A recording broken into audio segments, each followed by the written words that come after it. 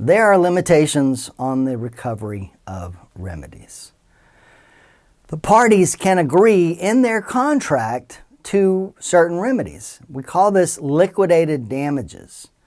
And liquidated damages are those damages that the parties expressly define in the contract and which they agree will compensate the non-breaching party. These damages are meant to be reasonable in amount, and in fact, if the liquidated damages are unreasonably large, then it becomes a penalty. And remember, there is no penalty for the breach of a contract. The liquidated damages amount should bear a close relationship to what the actual damages would be. A court can enforce an exclusive remedy provided for in the contract. So we can specify a remedy in the sales or lease contract, but if it's not designated as an exclusive remedy, the court can supplement it. A contract can limit damages. A contract can limit or exclude consequential damages, damages which flow from the breach. Quite often, these types of damages are limited in the agreements that you sign. And when you signed when you clicked on the end user license agreement the last time you installed the computer software, something like iTunes, you have agreed to exclude consequential damages, meaning you don't get to recover them because in your contract you said, I don't get to recover them.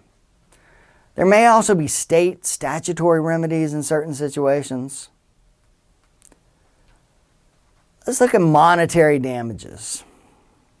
And I'm going to spend a little bit more time on this in a separate video, but just to cover the basics here, there are three components of monetary damages. The first of these is compensatory damages. These are damages that are meant to compensate the non-breaching party for the harm caused by the breach. These are the damages that consist of what was the contract about. Incidental damages are the damages that would not have occurred but for the breach.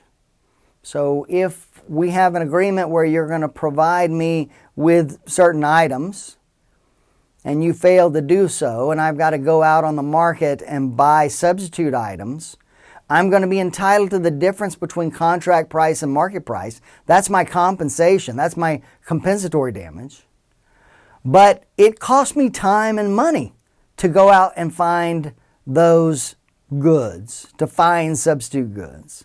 Those are damages that I would not have occurred but for your breach. So I am entitled to recover those damages as well. For our purposes, incidental damages are usually comprised of the cost of mitigation. And finally, we have consequential damages, damages that flow from the breach as a result of the breach, not that are directly caused by the breach, but which flow from the breach. Meaning, if, for instance, you breach your contract to deliver goods to me by a certain date, I lose the opportunity to resell those goods. So I have suffered lost profits as a result of your breach. I've lost the benefit of the bargain, I've had to mitigate, which has cost me extra money, and I have suffered damages for loss of profit. Loss of profit is a great example of a consequential damage. Now, the calculation of damages is symmetrical for the non-breaching seller and the non-breaching buyer.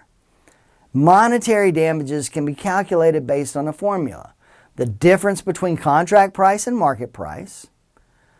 Subtract out the possibility of mitigation, whatever you were saved because of your mitigation, and then add in incidental and consequential damages.